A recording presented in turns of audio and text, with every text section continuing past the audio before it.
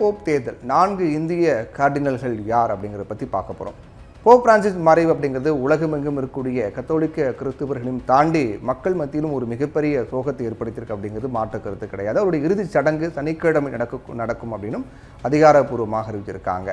இந்நிலையில் அடுத்த போப் குறித்த கேள்வி தான் இப்போது அதிகமாக எழுந்திருக்கிறது. ஏற்கனவே நம்ம இந்த லென்ஸ் நிகழ்ச்சியிலே இதை பற்றி நிறைய விஷயங்கள் பார்த்துட்டு இருந்தோம். புதிய போப்பை தேர்வு செய்யக்கூடிய முறையில் மொத்தம் 135 கார்டினல்கள் வாக்களிக்க தகுதியுடையவர்களாக இருக்காங்க. அவங்கள 4 பேர் இந்தியாவை சேர்ந்தவங்க. அவங்க கடந்த 2013ஆம் ஆண்டு முதல் கத்தோலிக்க திருச்சபையினுடைய தலைவராக இருந்தவர் போப் பிரான்சிஸ். கடந்த சில மாதங்களாகவே வயது மூப்பு காரணமாக பல்வேறு உடல்நிலை பிரச்சனைகளால் அவர் பாதிக்கப்பட்டிருந்தார். கடந்த பிப்ரவரி மாதம் 88 வயதான போப் பிரான்சிஸ் மருத்துவமனையில் தீவிர சிகிச்சையும் பெற வேண்டிய நிலை ஏற்பட்டது. அதற்கு பிறகு அவர் உடல்நிலை சற்று சீரானது. அதற்கு பிறகு மீண்டும் அவர் வீடு திரும்பினார். இந்த சூழ்நிலையில் தான் போப் பிரான்சிஸ் எதிர்பாராத விதமாக வயது மூப்பு மற்றும் உடல்நல பிரச்சனை காரணமாக உயிரிழந்தார். இந்நிலையில் போப் பிரான்சிஸ் பற்றி நிறைய தகவல்கள்லாம் இப்போ வெளியாகிட்டு இருக்கு. உலகமே அவர் கொண்டாடக்கூடிய ஒரு தலைவராக அவர் இருந்திருக்கார் அப்படிங்கிறதா ஒரு மிகப்பெரிய விஷயமாக பார்க்கப்படுது. போப் பிரான்சிஸ் பொறுத்த வரைக்கும் கிட்டத்தட்ட அவருக்கு மாத ஊதியம் மட்டுமே பார்த்தீங்கன்னா $32,000 25 27 லட்சம் வரைக்கும் அவருக்கு சம்பளமாக கொடுக்கப்படுதான்.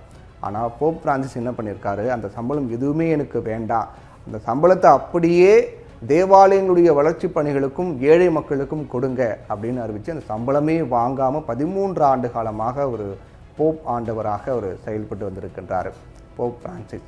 அது மட்டும் இல்லாமல் அவருக்கு வழங்கிய எந்த சலுகையுமே அவர் ஏற்றுக்கலை. விலை உயர்ந்த கார்கள்லாம் அவருக்கு கொடுக்கப்பட்டது அது பயன்படுத்த. ஆனால் அவர் தனிப்பட்ட விஷயத்துக்காக அந்த காரை பயன்படுத்தவே இல்லை. விலை உயர்ந்த கார்களை கூட அவர் ஏலத்தில் விற்று அதில் வந்த பணத்தை கூட தேவாலயங்களுக்கும் வளர்ச்சி பணிகளுக்கும் ஏழைகளுக்கும் பிரித்து கொடுத்துருக்காரு, தானமாக கொடுத்துருக்காரு.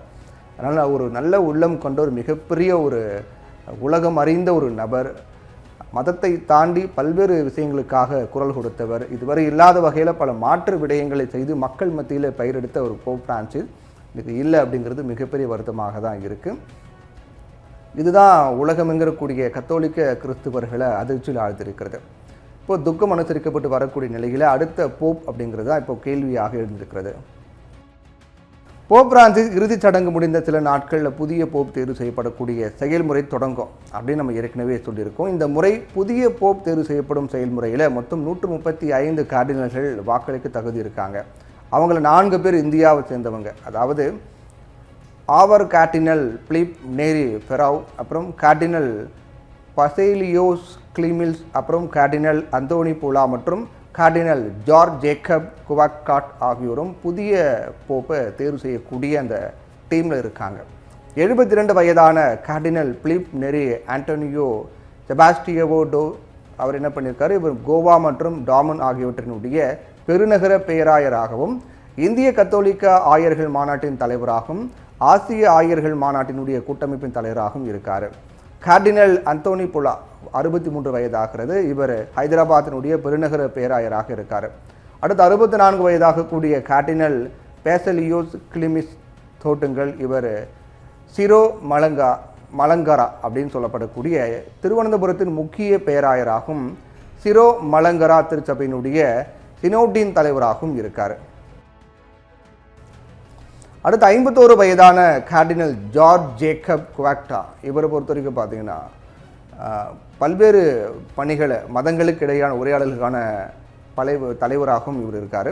கடந்த 2021ஆம் ஆண்டு முதலே போப் பிரான்சிஸுடைய சர்வதேச பயணங்களை இவர் தான் ஒருங்கிணைத்து வந்தார் அப்படிங்கிறதும் குறிப்பிடத்தக்க விஷயமாக இருக்குது. கார்டினல்கள் அனைவரும் வாட்டிக்கனில் ஒன்று சேருவாங்க. அங்கே இருக்கக்கூடிய சிஸ்டைன் சேப்பலுக்குள் தேர்தல் ரொம்ப ரகசியமாக நடத்தப்படும். புதிய கார்டினல் குறித்து அங்கு தான் முடிவெடுக்கப்படும். ஒவ்வொரு கார்டினல்களும் தனித்தனியாக வாக்களிப்பாங்க. 80 வயதுக்கு குறைவாக இருக்கவங்க மட்டும்தான் ஓட்டு போடுவாங்க. அதுக்கு தாண்டவங்க ஓட்டு போடுறதுக்கான தகுதி கிடையாது. மொத்த வாக்குகளில் 2/3 பங்கு பெறவங்க தான் வெற்றி பெறுவராக அறிவிக்கப்படுவாங்க. பொதுவாக போப் தேர்வு செய்யக்கூடிய செயல்முறை ரகசியமாக தான் நடக்கும். உள்ள என்ன நடக்குது அப்படிங்கிறது யாருக்குமே தெரியாது. தினசரி 2 முறை கார்டினல்கள் வாக்குச்சீட்டுகளை எரிக்கும் போது வெளியாகக்கூடிய புகை வைத்து தான் மக்களால் தெரிந்து கொள்ள முடியும். கருப்பு புகை அப்படின்னா போப் தேர்வு செயல்முறை இன்னும் முடியலை அப்படின்னு அர்த்தம். வெள்ளை புகை வந்தால் புதிய போப் தேர்வு செய்யப்பட்டு விட்டார் அப்படிங்கிறது அர்த்தம்.